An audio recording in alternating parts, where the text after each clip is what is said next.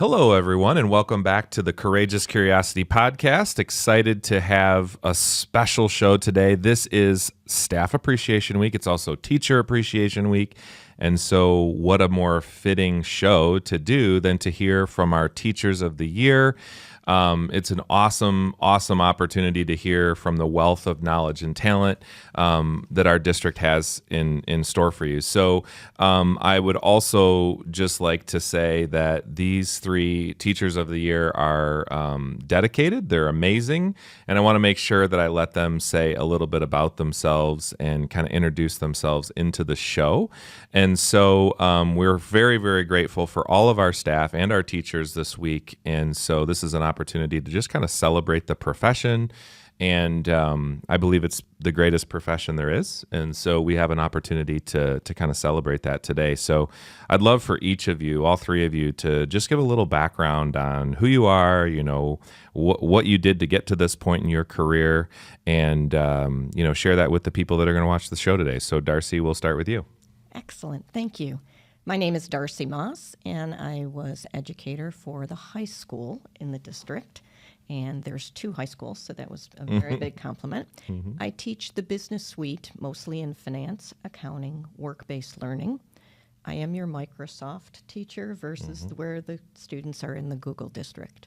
This is my second career, Ben. I did 22 years in commercial lending with AT&T Capital, UPS Capital, and a couple major banks. So my entering the education space was really to help a blended household with children of 5 kids that needed schedule timing, and I've loved it. That's amazing. I actually, that's one of the things I love about this show is that I always learn something new. I had no idea that you had a 20-year career somewhere else. Yes. Wow, that's amazing.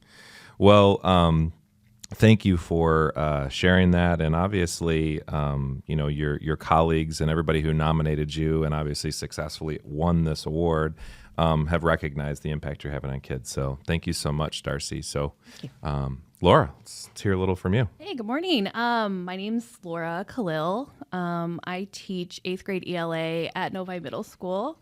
It's my 12th year teaching, but my 5th in this district. Okay. I taught middle school ELA in Texas for a long time, for 7 years, and then but was a Michigander at heart and moved back and landed in Novi, which has been a really fortunate spot to reroute. It's a good place. It's a great place. Yeah. So I have always just been ELA, always been a teacher.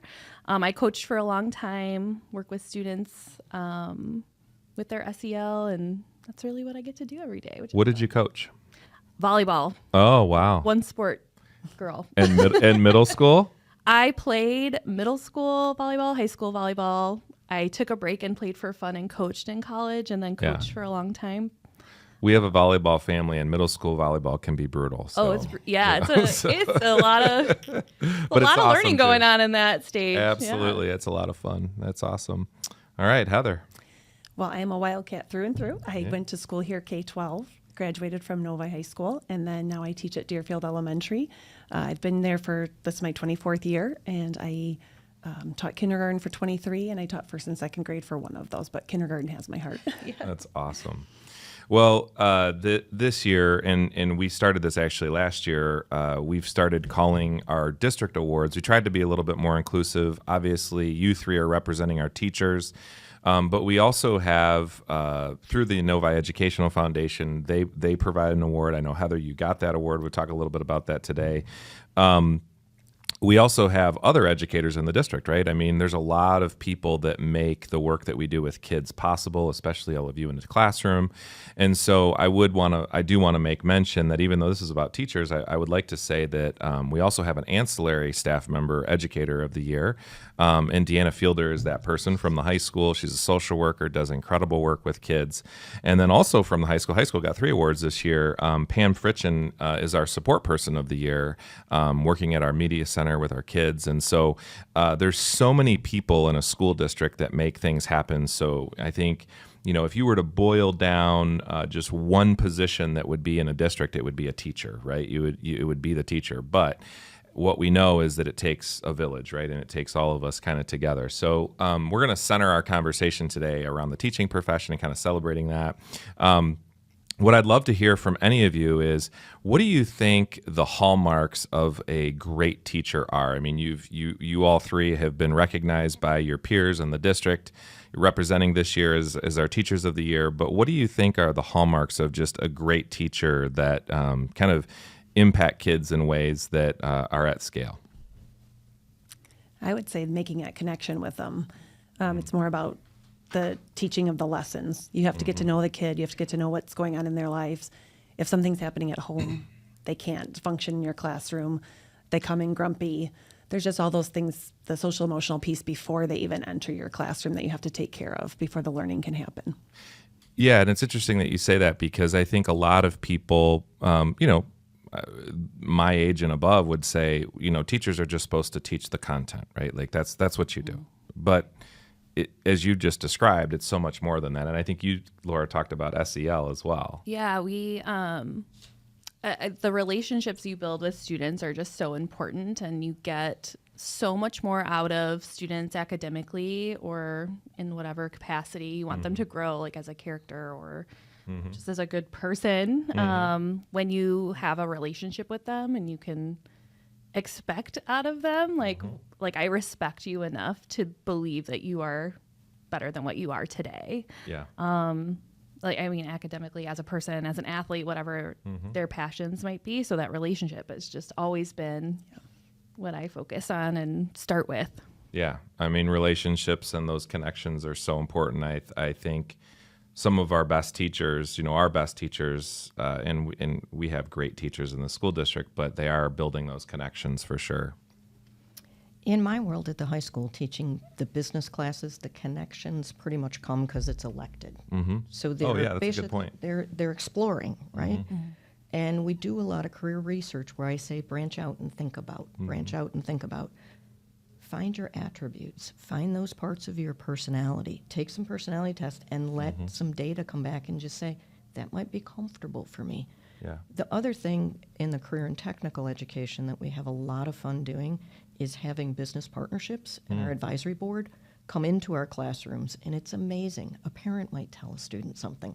I might tell a student something. They might have heard it from all of you, but when the working world professional enters the space and says, have you been thinking about how to get this done?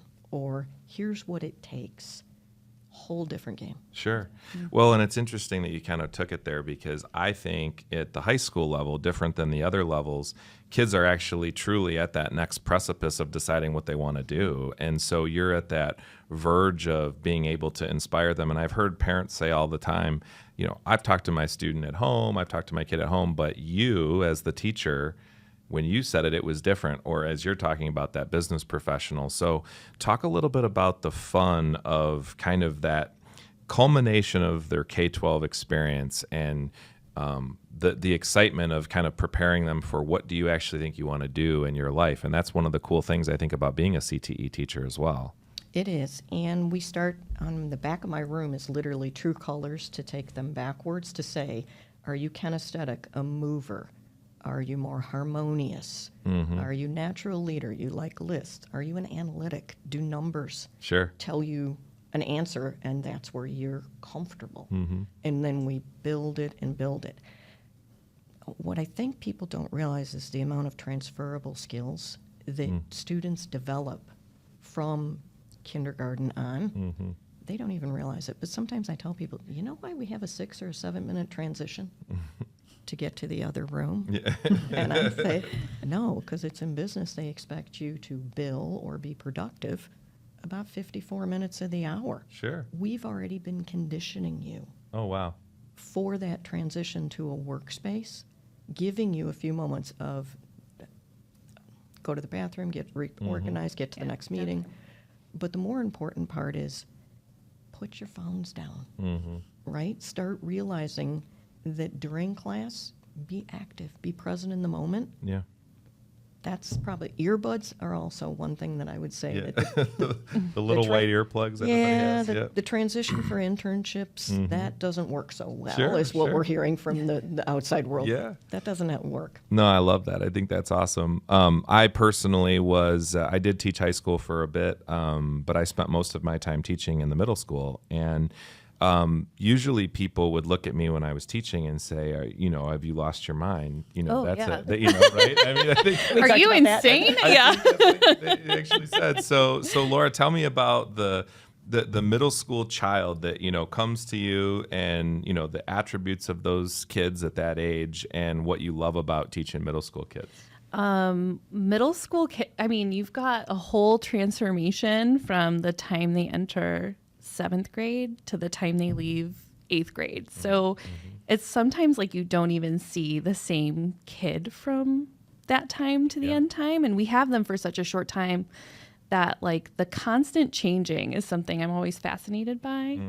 The different levels of maturity you get across a single class, Sure. like group of kids, is amazing. And I don't know that you can ever predict what you're going to see. I mean, with any kids, you can't really predict, but middle school Sure. kids, it's like, oh, wow. or oh, wow. You don't know what you're going to get. And you have some kids that are not even 5 foot tall yet, and you have some that are well over 6 foot tall. 6 in foot, the yeah. same class. Same class. Sometimes they're best friends. Like they're walking down the hall together. But I just, it's awesome. It's an awesome time because they can still be humored, and I'm humored by them. They like to be silly, but they also have just these amazing ideas, and their world is getting bigger. They're paying attention to issues that are going on, and they want to learn more. Sure. But they can still take a joke and Yeah. laugh about things, and Love that. I can handle. Yeah, and kind of building into that, and I think the Meadows model, what we have here in the district, where we have a 5-6, is really awesome because it actually helps build them up for being ready to transition to a middle school, high school schedule. But long before that, we're teaching kids how to basically tie their shoes, line up in line. So you get our babies at the very beginning of their schooling experience. And so talk about what you love about that age group. They just love everything about school. So when they come in, they're excited. No matter what we're going to do that day, they're excited about it. And I can sell anything. They just really love school. They're just ready to learn. I always told my principal at the very beginning, if you took the roof off my classroom, I wanted them to love to be there. And if I can get them to love to do school and learn how to be there and love it, then I feel like I set them up for a career of success, of loving to be in our buildings. And not so much at first about the academics, just getting through the door and loving being in the space. And then they'll learn anything in spite of what I've got to teach them. Sure. They'll learn it because they love to be there. Well, and I think so many people look at kindergarten as it's like, well, they're basically just playing all day. And that is far from the truth. I've been in your classroom. I've been in our other kindergarten teachers' classroom. And it's pretty rigorous these days. It sure is. We have to, the reading, the writing, math, science, social studies, it's all there. We can do it through play-based learning. Yeah. And that's our goal, is to make it fun, hands-on experiences.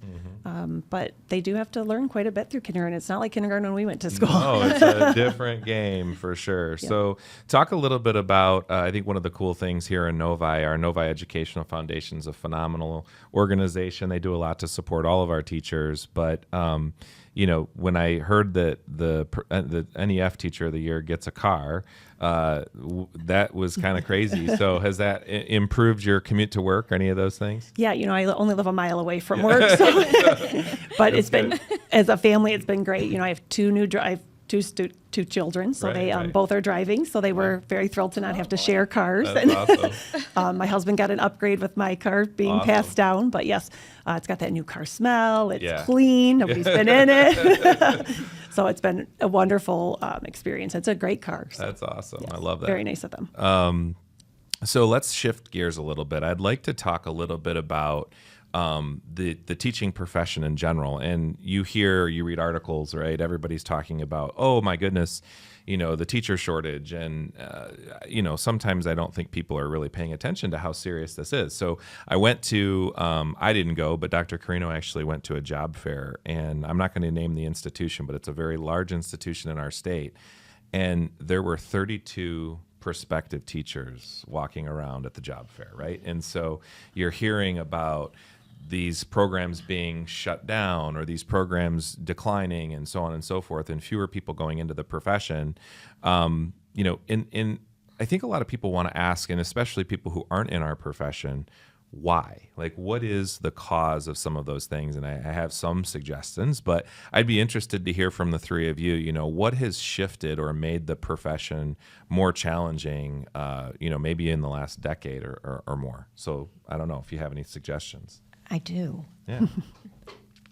Having been from different institutions, 22 Sure. years, what people don't realize is the working world, the industry, if you will, jobs, go year round. You might start at 2 weeks of paid time off, get to 3, get to 4. Education is not given the credit it is for the mental breaks that we do get. It is work hard, rest great. Right? You get your 2 weeks, you're with your family during some holidays.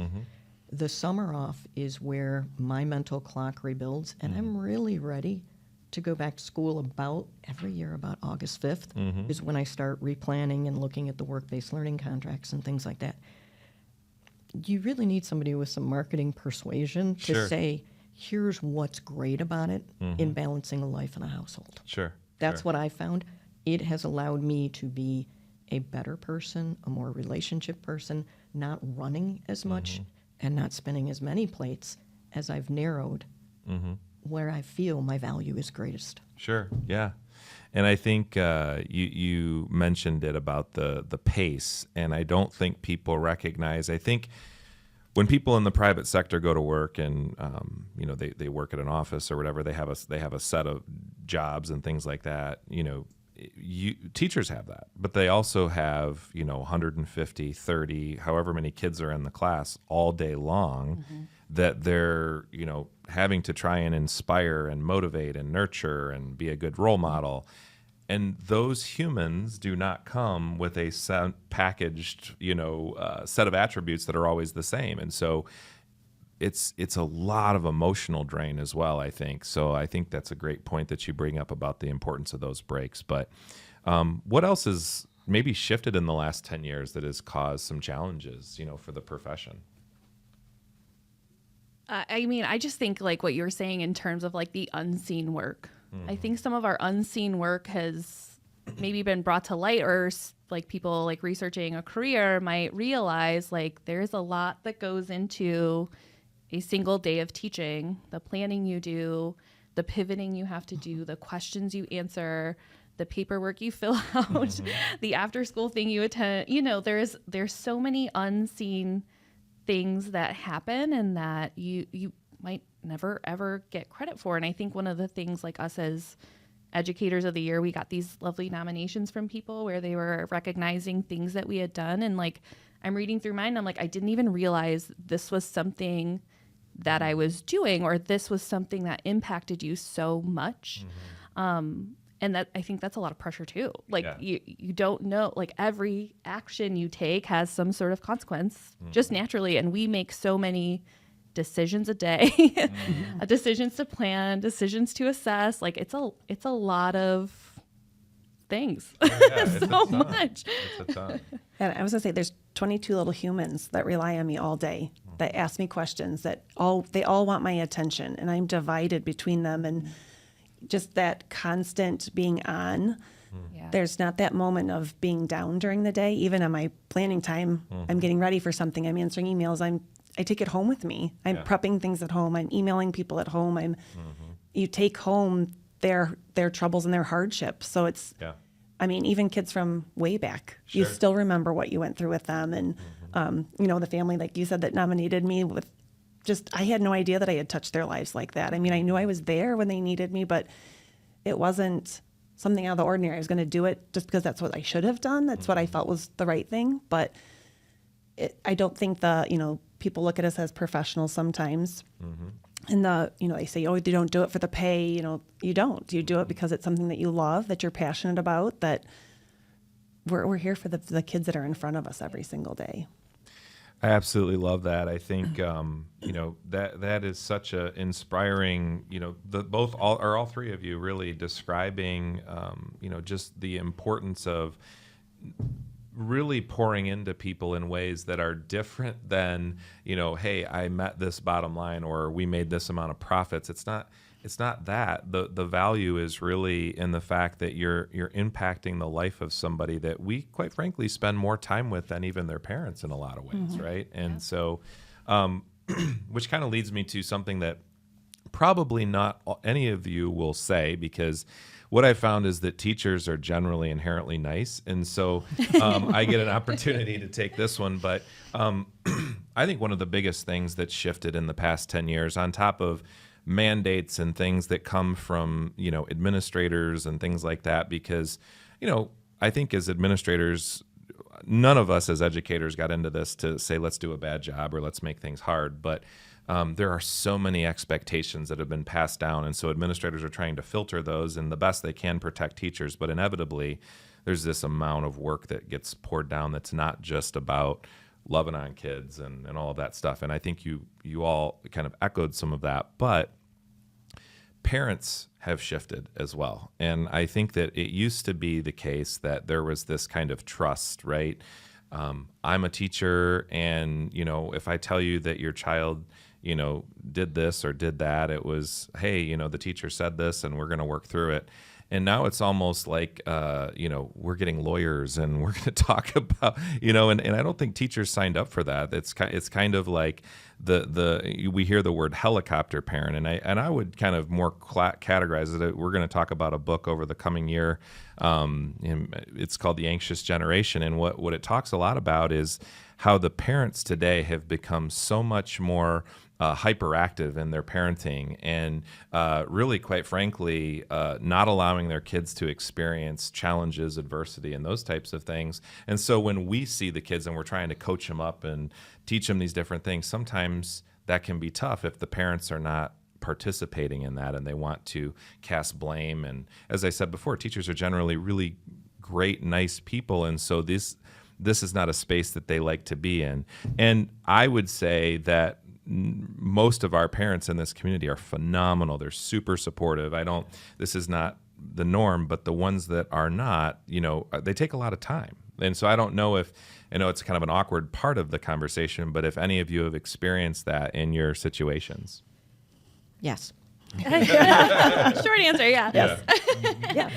I think the other thing that's going on is like there's that level of like I'm not participating, or there's like this like conflict, but then there's also like I want to assume good intentions where I'm asking you questions about like what you're doing and what your practice is and what you are teaching, the content that you're giving our kids, which I feel like my team and I have dealt with a lot in the last few years. I'm sure people have seen me at board meetings and defending books and talking to parents about, the text that we choose and things like that. And I think that's part of the respect of teachers. Like, do I respect this educator and their decision making? And, I think it's always good to like have pushback and different perspectives and think about it this way, or I want to know. And I think that's like an invitation, right? Like, yes, please ask. Like, we need stakeholder input, and we need your support and what we're going to teach.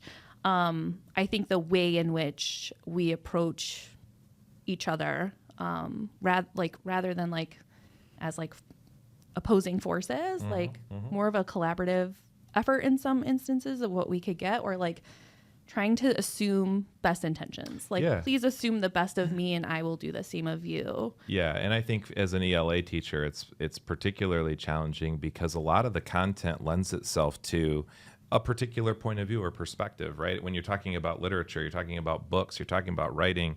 Yeah, you're talking about people, characters, and how you make decisions. Yeah, but not every student in your classes are the same way or come from families that have the same perspective or background. So part of the professionalism, right, as a teacher is to make sure that our kids have opportunities to hear about a variety of stories. For sure. Right? Yeah, absolutely. Those parent conversations are very hard to have. Yeah.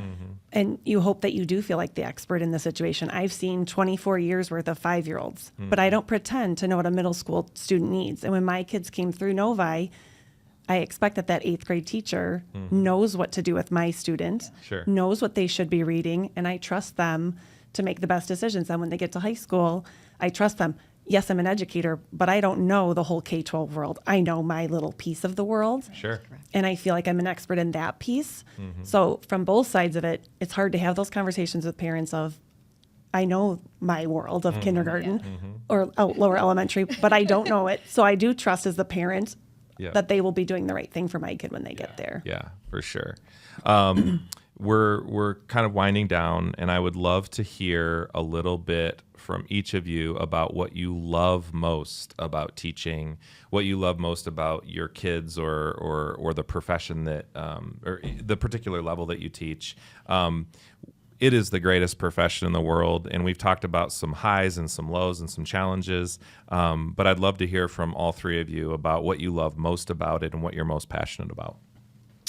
What I'm most passionate about is making sure that they balance in an aspect. So once upon a time, a very wise PhD, my English teacher in a master's program, said, we educate our youth for 3 reasons: to be in society, to learn how to vote, and to learn how to earn. And very infrequently did he get into the classroom what he called the third leg of the stool. How do you earn? So that was where my focus, like you said, kindergarten was great. That became my focus. Like, super smart. I really like when students come back or I see them, whether it's still like I had them as a sophomore and I see them in the hallway as a senior, or students write me after they graduate. They find me and say, I really learned something in your building wealth class about money management. It's really helping me now. Wow. I'm making better decisions. I see why community college is a fourth of the cost, but my institution said, go there, go do it that way. I love the gain that I see when they go dual enroll and they go to the community college and they step out and begin their adulthood by testing that water before we send them to university. Sure. 4 years and they might not be ready. I love the maturity that I see. That's awesome. Thank you so much. What about you, Laura? I just think I get so much energy from being at school and around people. People I feel like are It's where you my charge your battery. passion. Yeah, like as much as like it is sometimes draining to be on all day and to present to these young people for 5 hours nonstop. I get a lot of energy from them, and I'm fueled by like them learning, them reading, them writing. And then, like you said, seeing them achieve is really fantastic. I get to go next weekend to Duke to see one of my students graduate. Oh my goodness. Yeah, so shout out to Kaylin. Awesome. I'm so excited and proud so of her. cool. It's been a long time since I taught her. I taught her in 7th grade, and now she's You made the impact. yeah. That's a pretty amazing thing. Like I'm not great sure invite. where else you get that. Yeah. So It's incredible. yeah, you teach for the fame. Yeah. We do get to feel famous as we walk down the hallways. Right? Yeah. Right. I think the same thing. Like, I only get them for that kindergarten year, but because we're K4, I get to see them for 4 more years, grow and change. And then through this process, people have come back up. I've gotten emails. I've gotten cards in the mail. One of my first year, one of my students came back, a few weeks ago to see me. Just those impacts that you do make, and you don't maybe realize it at the time, but through this process, it's kind of been eye-opening of, this 6-foot man came through my door the other day, and I was like, oh my gosh, I had him my first year. And, Sure. I probably had no idea what I was doing that first year, but Yeah. just those kind of connections that you've made for life. And we do feel like celebrities, you're in Target, and they come running to you, and just that feeling of belonging. And my colleagues, everybody here in Novi has been awesome, and Yeah, I have had some of those experiences as I've become an administrator and actually hiring. In fact, there are several people that are teaching in our district that I had as students in my classroom. Oh, that's so amazing. it's kind of cool to see it come, full circle, and also makes me feel old, but that's okay. That's the way it goes.